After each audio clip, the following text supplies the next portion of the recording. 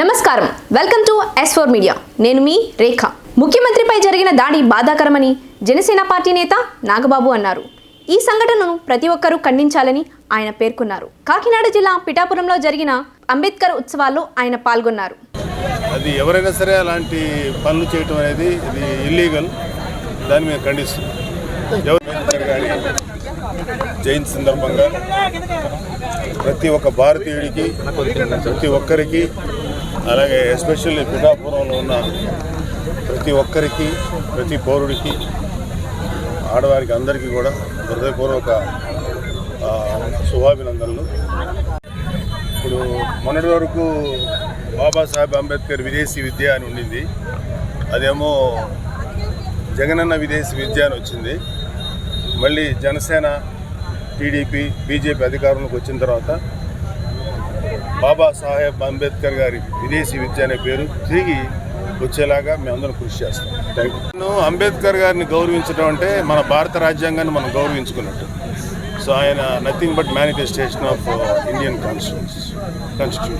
So మన భారత రాజ్యాంగాన్ని మనం గౌరవించుకుంటే అంబేద్కర్ గారిని గౌరవించినట్టు, అలాగే అంబేద్కర్ గారిని గౌరవించుకుంటే మన భారత రాజ్యాంగాన్ని గౌరవించుకుంటాం. Thank you. ముఖ్యమంత్రిపై జరిగిన దాడికి నిరసనగా కృష్ణా జిల్లా గన్నవరంలో వైసీపీ నాయకులు, కార్యకర్తలు జాతీయ రహదారిపై నిరసన తెలిపారు. టీడీపీ అధినేత చంద్రబాబు నాయుడు దిష్టిబొమ్మను దగ్ధం చేస్తూ నిరసన తెలిపారు. పథకం ప్రకారమే తమ నాయకుడిపై దాడి జరిగిందని ధ్వజమెత్తారు.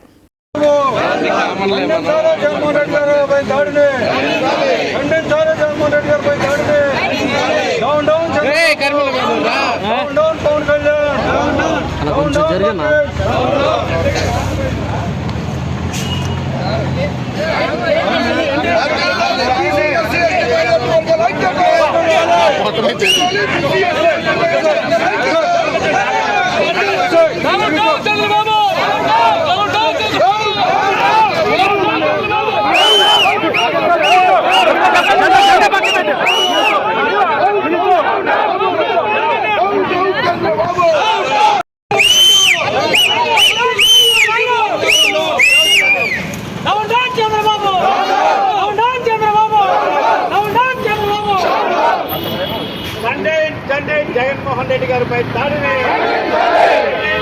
జగన్మోహన్ రెడ్డి గారిపై దాడిని, జగన్మోహన్ రెడ్డి గారిపై దాడిని, జగన్మోహన్ రెడ్డి గారిపై దాడిని.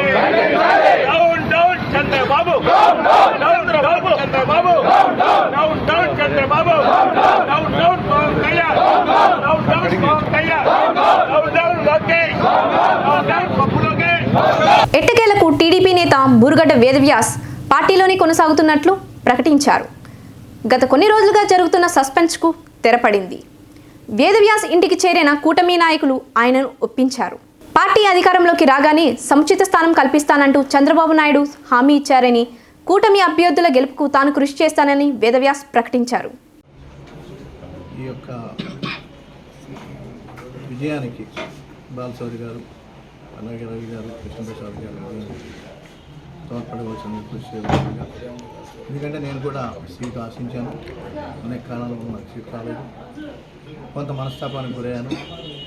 అదేవిధంగా నా కార్యకర్తలందరూ కూడా చాలా అప్సెట్ అయ్యారు. ఏదేమైనా నిన్న బాబు గారి దగ్గరికి బాలశౌరి గారు నన్ను తీసుకెళ్లారు. బాబు గారితో కూడా మాట్లాడించారు. ఈరోజు పెద్దలందరూ కూడా వచ్చారు.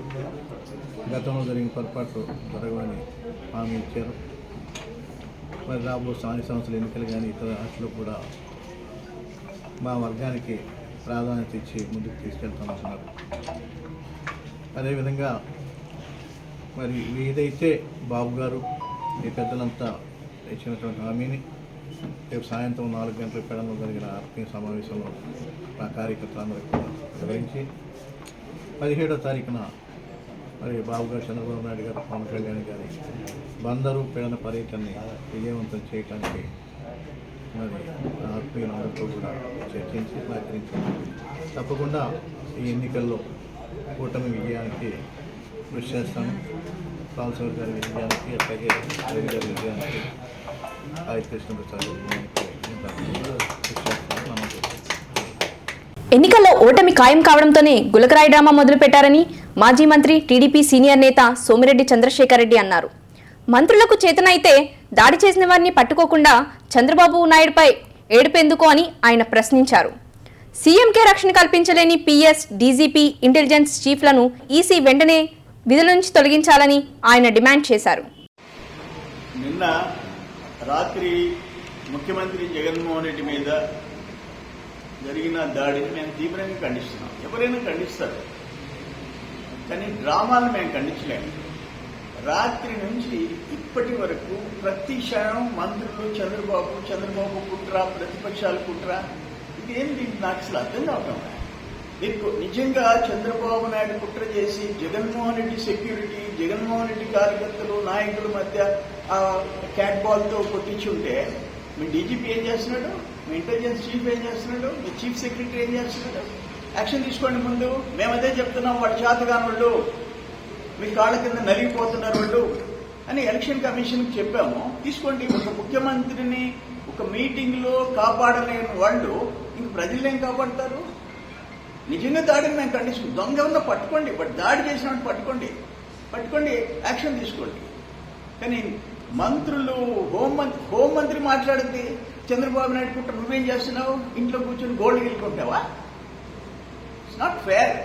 ప్రతిదానికి విశాఖపట్నంలో ఒక్క బొట్టు ఒక పిన్ను గుచ్చుకుంటే ఆయన ఇక్కడ ఆంధ్రప్రదేశ్లో ఆయనకి ట్రీట్మెంట్ ఇచ్చేవాళ్ళు లేరంటే. హైదరాబాద్ పోలీసు, ఆంధ్రప్రదేశ్ పోలీసు చేతగాందండి. ఎన్ఐఏ ఏం చెప్పింది? ఎన్ఐఏ కుట్రలు లేవు, కుతంత్రాలు లేవు అన్నది.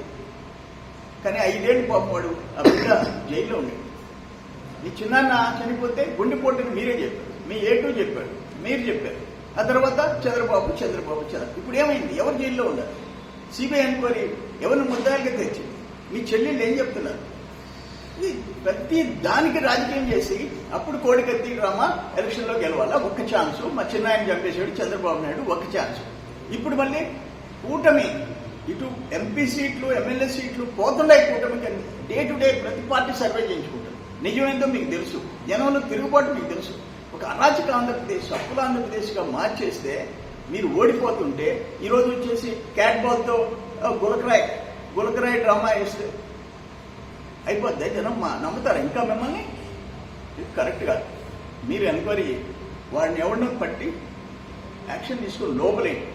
ప్రతిదానికి చంద్రబాబు అంత దిగజారి మీ జనంలో, మీ మీటింగ్లో ఒరే క్యాట్ బాల్తో కరెక్ట్గా కొట్టు, ఇక్కడ తగలాలా, జగన్మోహన్ రెడ్డి దిగులు పడిపోవాలా. ఏంది జగన్మోహన్ రెడ్డి పులివెందల, పులిబిడ్డ ఏందే? దానికి ఒక్క దెబ్బకి ఇంకంత వంగిపోయినా. నిన్న నేను బెరదవల్ల ప్రచారంలో మానవుళ్ళు అవుట్ గాలిస్తే అవుట్ ఇటు పడింది, మొత్తం ఇక్కడ కాలిపోయింది. నేను ఏడు ముఖం నేను పెట్టలేదే. నేను దిగి ఇంటికి వచ్చి ఊరికే ఆయింట్మెంట్ కూర్చున్నా. అందుకంటే చెప్పాలి మీకు, ఇది కరెక్ట్ కాదు. జగన్మోహన్ రెడ్డి, నువ్వు పోయి జనంలో మీరు 5 సంవత్సరాలు ఏం చేశావు, రాష్ట్రాన్ని ఏ విధంగా పెంచావు, ఎక్కడ పరిశ్రమలు వచ్చినాయి, ఎక్కడ పెట్టుబడులు వచ్చినాయి, ఎక్కడ వృద్ధి రేటు సాధించావో చెప్పు. దేంట్లో చెప్పు. ఒక క్రిమినల్ కేసులు, తప్పుడు కేసులు, కోర్టు కేసులు తప్ప ఇంక దేంట్లో ఉంది? అప్పులు, అరాచకాలు. కరెక్ట్ కాదు ఇది. మంత్రివర్గం నిజంగా మీకు అసలు ఆ మంత్రికి ఉండే లక్షణాలు ఉంటే ఎంక్వైరీ చేయించండి. అందుకే నేను ఒకరే మాట్లాడుతున్నా. ఎలక్షన్ కమిషన్ ఈరోజు ఒక ముఖ్యమంత్రిని కాపాడలేని డీజీపీ, ఇంటెలిజెన్స్ చీఫ్ సెక్రటరీ మీద యాక్షన్ తీసుకోండి. మేము అదే చెప్తున్నాం, తీశాడు మరి. ఇంకేం ప్రజలకు రక్షణ కల్పిస్తారు? కానీ ఈ విధంగా డ్రామాలు ఆడి మా మీద నెట్టేదానికి ప్రయత్నం చేయబాకండి. ఒక సినిమా లీడర్ అంత దిగజారిపోవాల్సిన అవసరం లేదు. సంఘటన జరిగిన వెంటనే ఒకరిపై మరొకరు ఆరోపణలు చేసుకోవడం సరికాదని బీజేపీ నాయకులు జీవీఎల్ నరసింహారావు అన్నారు. ఇలాంటి సంఘటనలు పునరావృతం కాకుండా చర్యలు తీసుకోవాలని ఆయన కోరారు. ఈ సంఘటన జరగడం దురదృష్టకరమని ఆయన పేర్కొన్నారు. నేను చెప్పినట్లుగా రాజకీయ ఆరోపణలు జరిగిన వెంటనే ఒకరిపై ఒకరు మీరు రాయేశారు, మీరే వేయించుకున్నారు, ఇంతకంటే ఇక తక్కువ రాజకీయం ఉండదు. సో అసలు ఇటువంటి వాస్తవాలు తెలియకుండా ఒకరిపై ఒకరు రాజకీయ ఆరోపణలు దయచేసి అక్కడితో ఆపేసి ఇటువంటి సంఘటన పునరావృతం కాకుండా పూర్తి స్థాయి జాగ్రత్తలు తీసుకోవాలని చెప్పి నేను తప్పనిసరిగా కోరుతాను.